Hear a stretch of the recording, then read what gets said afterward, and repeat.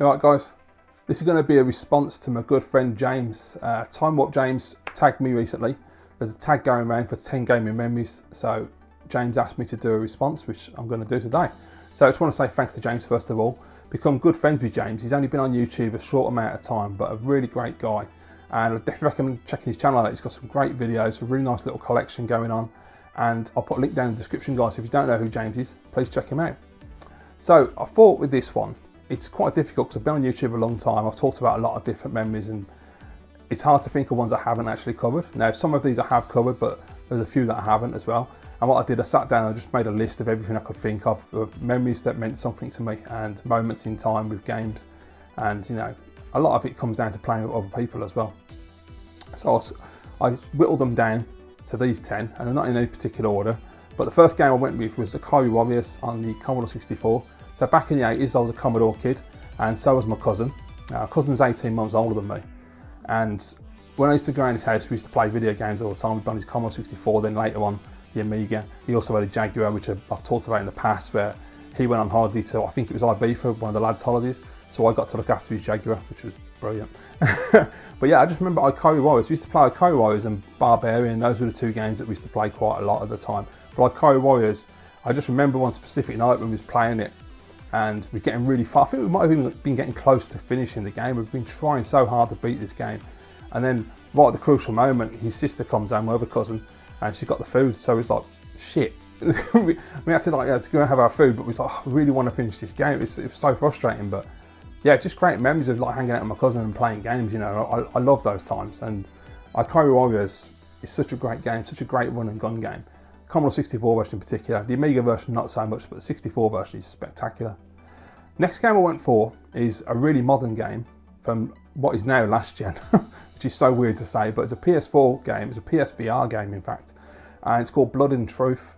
Now this is a game that when I first got my VR, you get some demos you can download and that from the store. And one of them was, I can't remember what it's called, a London Gangster demo basically, I can't remember what they actually called it. And it's like an on-rails light gun game, if you want to look at it that way. So you're picking up guns, you're loading them with your Move controllers, you're shooting people. It's absolutely fantastic and it blew me away. But then they made that into a full game called Blood and Truth, which is quite a short game, but it is one of the most amazing experiences I've ever had. It blew my mind. It's just absolutely incredible in VR. Just as soon as you put the headset on and the game boots up and you're looking around and it's like, holy shit. I mean, I know it's like, it's not at that level where it's completely believable. Your brain still knows it's a video game, but it's so immersive. And you know, the thing I loved about it, not only was all the great action, the storyline's really good, the characters are really fun, but it's all the interaction that you get to do in the game, which blows my mind. Little things like when you take a screwdriver and when you've got the headset on, you can't see the Move controllers. It's weird, it kind of tricks your brain. So it feels like you're screwing a screw. Or when you're holding a handgun and you've got one like that and one like that and you're holding them, it feels, it's really weird and bizarre. You have to experience it. It's hard to explain just telling someone about the game. But the game itself is absolutely fantastic.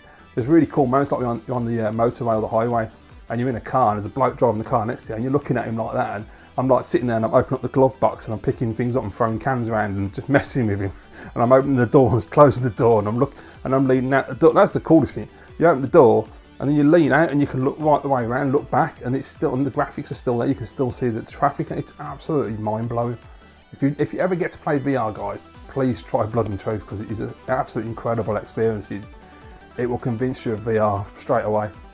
Next one I'm going to go with is Halo. Now I know I've talked about it a lot, but this is a great memory of mine from the original Xbox. There's obviously a launch title in 2001, and I remember getting the massive box delivered from Amazon with my Xbox and Dead or Alive 3, Halo, Rally Sport Challenge, Munchie's Odyssey. I think that was it. I think that's all I got on launch. So I had a substantial amount of different types of games. You know, I've got a racing game, a fighting game, a first-person shooter, and whatever the hell you class Oddworld as. Is Oddworld a platformer? I assume so. But yeah, I mean, Halo was that game. It was, you know, I'd had some really great experiences with first-person shooters on PC with Doom and Wolfenstein and Rise of the Triad, and I had the PlayStation 1, Quake 2 in particular was one that really stood out for me as being one of the better console first-person shooters. But when I first saw Halo on the TV, and it's just a tiny little clips here and there on this cable channel, it just blew my mind that that was possible. And when I actually got the machine, I set it up and I put that game on, it's just incredible. I mean, you know, it's so expansive, so immersive. It's quite a long game. I feel like it could have been a bit shorter than it actually is. It does kind of drag out halfway through. But, you know, it's at the time when it came out, to have a first-person shooter that had not only a story that was well written, with good characters, great acting in it as well, which was absolutely mind-blowing at the time. To have this massive world you can just wander around in. You didn't have to just go from A to B to C. You could just get off your ship and just have a wander around if you wanted to, and just investigate the environment. And you got tons of enemies coming out, and there's like these, I don't know what you call it, I can't remember what they're called now, them gliders that they come down in, and there's the big motherships coming down, and it's phenomenal, you know. And also, obviously, the flashlight or the torch, when you know, look at the grass and the realism of the graphics because of the power of the Xbox. Halo is an absolutely incredible period of time, you know. And then playing single player campaign but in split screen with my friend, my best mate, that was absolutely phenomenal. I think I remember rightly, it had a multiplayer offline as well that we used to be able to play against each other. So yeah, it was a really great time, really great game. Next one I'm going to go for is Call of Duty 2 on the Xbox 360, because I have to, because it's just one of my favourite games of all time. Again, it's a launch experience, 2005 December, 2nd of December 2005, get my 360 home, put on Call of Duty 2, and I was just astounded. I mean, obviously at that point first person shooters were pretty standard on the Xbox, it was known for those, but Call of Duty 2, just the graphics and the smoke effects and the overall vibe of the game and the sound effects of the guns and the grenades and the explosions and the environments is just, I mean, now it looks really basic compared to a lot of games that have come out since then, but it's still, I still play it now and I still absolutely love it. It's still just so much fun. It's just all the banter between the soldiers as well, and they're having to go at the Germans, and it's just really funny. Yeah, it's an incredible game, and also it's one of those games that, because I've never been a big online gamer, that was the time when I was playing online. Most nights actually, when I come home from work, I'd be on playing Call of Duty 2 against people around the world, and that was an incredible experience at the time. I mean, now it's just standard, but back then, to be able to do that was just incredible. You know, it started with Halo 2, and then I did it even more with Call of Duty 2. A phenomenal game. I really wish it would get a remaster. Of all the Call of Duties they're going to remaster, that's the one that needs it the most. And this one on all formats as well, not just on Xbox, that'd be nice. Next I went for Street Fighter 2. Now, I've talked about this in the past, but it's a really great memory of mine. And I don't remember actually playing it in the arcades, which is weird, because I know I was hyped for the game on Super Nintendo, so I must have seen it in the arcades, if not played it. I just don't have memories of it, which is really weird, but the memory I always have is going on a family holiday with the same cousin again, and I think we were going to Wales that year, I'm not sure. But I remember going down the motorway in the back of my dad's car, me and our cousins looking at CBG, and it's got this double page spread in CBG of Super Nintendo Street Fighter 2, and it was just like, how is it possible that it can look like that on the Super Nintendo? You know, this console is like next level. This is, I mean, you know, we're coming from like Amiga at that point, which was brilliant anyway, but to see what the Super Nintendo and the Mega Drive were doing, it was like, this is just ridiculous. How is this possible? It was such a step up, or at least it seemed to be at the time. And it is, because when you see Street Fighter 2 on the Amiga, it's terrible.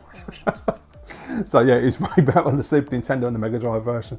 But yeah, that, you know, and the first time I got to play it was my friend Brian got it because he was older, so he had a job and money, and he was buying games all the time. He was importing games because he had a Super Famicom, and he'd pirate games because he had a Magicom. So he was, you know, pretty flush at the time. And I remember going with him to the Birmingham Motorcycle Museum and getting the Japanese copy of Street Fighter 2 Turbo. I don't remember when I played the first Street Fighter 2. I don't know if I played Street Fighter 2 and then Turbo, or Turbo then Street Fighter, because I did have Street Fighter for myself when I got my Super Nintendo eventually. I just don't know when I got it, the actual game. But the one memory I have is Street Fighter 2 Turbo, which is probably why that game means so much to me actually. Not only because of the speed upgrade and the speech and the bosses and all that. I think it's really the memory as well of being at the Motorcycle Museum with Brian and getting a copy of it, and then going home, and then I had to go and get some food and whatnot, and then later on I went back around his house and all his friends were there and was all having like winner stays on matches with Street Fighter 2 Turbo on his big, I say his big CRT, it was probably a 21-inch or something, but yeah, that was a great time, man. Street Fighter 2, I think most gamers of my age and probably older, that was a big memory for most people. I think Street Fighter 2 was a phenomenal experience on console. Next I'm going to go for a bit more of a modern game, but this is like 2007, so not that modern. And it's Uncharted Drake's Fortune. Now, if you know me, you've watched my channel for a while, you know I'm a huge Uncharted fan. That's my jam. That's like, when people talk about things like Zelda and Final Fantasy and other big franchises, Uncharted is the one that I absolutely adore. And I've played all the games ridiculous amounts of times now. It's just stupid how many times I complete these games. But I picked the first one because I still remember watching E3. I don't know what, it must have been like 2006. It might have been 2007. I don't remember when the game actually came out, because the PlayStation 3 came out in 2007 in the UK. So I don't know. I'll have to find out when the console was launched and then I'd figure out. It's pretty late in the year. Doesn't matter, does it? Point is, I remember watching one of the E3s. And after the show, I think it was after the press conferences, but I remember they was doing interviews in the actual arena, and in the background there was a screen, a CRT, flat screen, sorry, it would have been a CRT at that point. There was a flat screen in the back, and there was this, all I could see, it was just like a little demo, and it was just Drake running through the forest. And I was just like, what the hell's that game? That game looks amazing, what is it? And then when I found out what it was, I was absolutely blown away, and when I played it, I mean, Jesus Christ. Talk about incredible. I mean, the storyline and the characterization and the acting is just off the charts. It's just a phenomenal game, and I absolutely adore that game. And it's definitely high up there. If I was to put my Uncharted in order, 4 and 2 are right at the top. 2 is definitely top, and then 4, and then it'd probably go 1 and 3, I think. Although maybe it might actually go Legacy then, 1 and 3. I'm not sure. But I don't know, number 1 is just such a great memory, obviously being the first game and having that experience. But also I have a funny little memory about this game as well, was this is the early days of HD coming out in the UK. Americans had had HD for a long time before us with Component, but we hadn't had it, we were still on standard def at that point. And then I went to digital TV, which I never really understood what that actually was. What is like a halfway house between standard def and HD. But I remember when HD started becoming a thing, and I got my first HD TV in 2005, which I got a 720p TV, that's all you could buy at the time. And then by 2007, when Uncharted came out, and 1080p was the big thing then, it's like full HD, you've got to have 1080p, it's going to make a massive difference. And I remember my mate Rich, who will be watching this video, I remember, hopefully you'll remember this Rich, but I remember going around Rich's house when he got his first 1080p TV. So he beat me to it, if I remember correctly. In fact, he did, yeah, he definitely beat me to it on the 1080p. And I remember him showing me Uncharted, and I was like, wow. I mean, I don't think I was like blown away to the point of like, oh, there's a massive difference in picture quality. But it was just nice. It's just a little memory I have of seeing it on Rich's PlayStation in 1080p. And yeah, it's funny how they used to make a big deal out of all those little incremental upgrades. I mean, they sort of were recently up with the 8K, but no one gives a shit about 8K, do they really? I don't think most people care about 4K at this point, you know.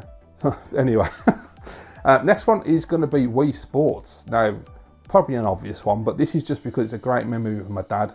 You know, Christmas 2006, and my mum for that matter, because she played it as well. My mum has got no interest in games. It's really impossible to get mum to play anything. But she had to go at Wii Bowling, and I was blown away that she actually even tried it and didn't just dismiss it, but she had a go and she seemed to really enjoy it. But me and my dad in particular, we played the shit out of Wii Sports, and Wii Golf was our game. That was our jam. We used to play the hell out of that constantly, all Christmas and beyond, and it was just a phenomenal experience. And then when Wii Sports Resort came out, and they got that basketball when you have to throw the 3-pointers, we played the hell out of that. My dad was always better at it than me. I was crap at that. But yeah, good times. Then it led on to Sports Champions on PlayStation, so that's a really great memory of being able to let my dad see why I like video games so much and where the fun is, you know, because he played them a little bit in the 80s with Hunchback on the 64, but this was the first time I think where we really, you know, spent a lot of time together, and my dad actually wanted to play instead of just me saying, do you want to play this? He was like, oh, should we have a game of golf, you know? So yeah, Wii Sports was a massive thing, man. It made a big impact. Great game. Next I'm going to go for Mario World. Now, Super Mario World was an incredible game, but I still remember the time I saw it. I was around my cousin's house. Now, his next door neighbour had a Mega Drive, and I'd been impressed with that. I'd seen Castle of Illusion, and I thought it was really good. But then the one day he comes running around the house, and he tells us he's got a Super Nintendo, so we was like, shit. So we just steamed around his house to have a look at this SNES. And I remember seeing Super Soccer, and I was like, it's all right, it's nothing particularly special. But Mario World, that was next level. I mean, that I played Mario 3 on one of my friends. He had an NES very late. I think it might have even been the early 90s when he got it. So I played Mario 3 and Mario 2 on that. So I knew what Mario was all about.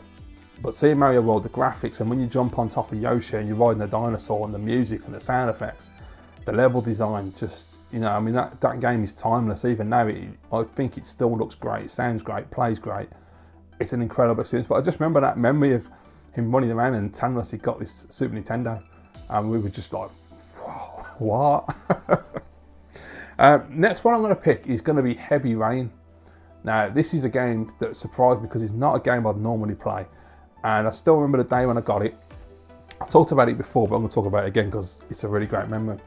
But a YouTuber that used to be on here called Radio 3, unfortunately hasn't been on for years. And he was a really nice guy up in Scotland. And he was the one, I'd had a taste of Heavy Rain with the demos, and I didn't like the demo. I couldn't get on with it. I couldn't figure out what to do, and it was getting on my tit. So I never played it, and I put it aside. And then when my dad got a PlayStation 3, and he got it to play Blu-rays, and then he bought a PlayStation Move because he wanted to try the motion games because he'd been so impressed with what Wii Sports had done on the Wii. And we downloaded a load of demos, and I thought I'll just download the Heavy Rain demo because it had a Move patch, and I thought, we'll give it a try. And I played it with the Move controllers, and it was instant like, whoa, okay, I get it, I understand what's going on there. And I finished the demo, no problem at all. I thought, wow, this game's really cool. When it comes down in price, I'll get that. And so Radio 3 contacted me one day, and he's like, Pete, Argus had got a deal on, and they were knocking out God of War 3 and Heavy Rain really cheap. I can't remember if it was like 15 quid each or something. They weren't expensive. But I got in my car, went down there, grabbed them both, come back, and I spent the entirety of Saturday afternoon into the early hours of the evening playing Heavy Rain and just being completely and utterly immersed in that experience. That game is phenomenal. I mean, I swear to God, if you've never played it, you really have to give it a try. Even if it's not a game you'd think you'd like, because it's so different to everything else. But I never thought I'd enjoy it, and I loved it. And I never want to play it again because I just want to have that memory and that experience of, you know, my experience of the game where the characters I killed, the characters survived, finding out who the serial killer was.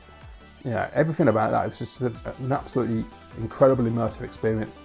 And I really need to go and buy Detroit. I still ain't got it yet. I really need to start catching them on PS4. Last game I'm going to talk about, number 10, is going to be Freedom Fighters. Now, it's a game I've talked about a few times on my channel, but it's an Xbox. It was on the Xbox original and the PS2 and the GameCube. An absolutely incredible third-person action game. It's a squad-based shooter, and you play a character. I think you're a plumber, if I remember correctly. The Russians invade America, and you have to fight the Russians, and you join the resistance slowly but surely. And as you get more credibility, you can get more people to help you. It's an incredible experience. It's not a game, again, it isn't a game I would normally play. I don't do squad-based shooters, but it was so simplistic, the controls. I mean, it's literally like just stand there and defend the area, go over there or attack. I mean, it's not complicated at all. But once you get into it, and the storyline is really good, and it's really, really fun. And I just remember the memory I always have of this, we've spoken about before, but, you know, if you've never seen my channel, this will be new. When I used to play Freedom Fighters, my friend at work was playing Freedom Fighters at the same time. And so it was that great, like that water cooler moment, you know, being able to go into work every day and be like, how far have you got? Have you seen this? Have you done that? And it was like, you know, the constant back and forth talking about the game until we finished it. That's what I love about gaming, that shared experience, you know, whether it be like that or it just be sitting together, playing together. You know, that's what makes gaming great, I think. You know, and that's why YouTube's great, isn't it? Because that's why we all do this, to share our memories and our thoughts and experiences, you know, and talk about the games we love and to discover new games from other people. And, you know, it's just a great time. So there you go, guys. Those are the 10 games I've chose for my memories. What are your 10 memories? Let me know in the comments down below. And I'm going to tag a couple of people. So first of all, I'm going to tag Alex, Nintendo Arcade. I hope you haven't already been tagged, mate, but there you go. I'm going to tag you. I'm going to tag Clay Graphics, because I really like Clay's channel. He's a really great guy. And I'll do Flashback TNT as well, James. So if none of you guys have been tagged already, please, you know, feel free to do this tag. There's no pressure. Yeah, thanks for watching, guys. Looking forward to your comments down below as always. I really hope you've enjoyed this video, and I'll see you in the next one.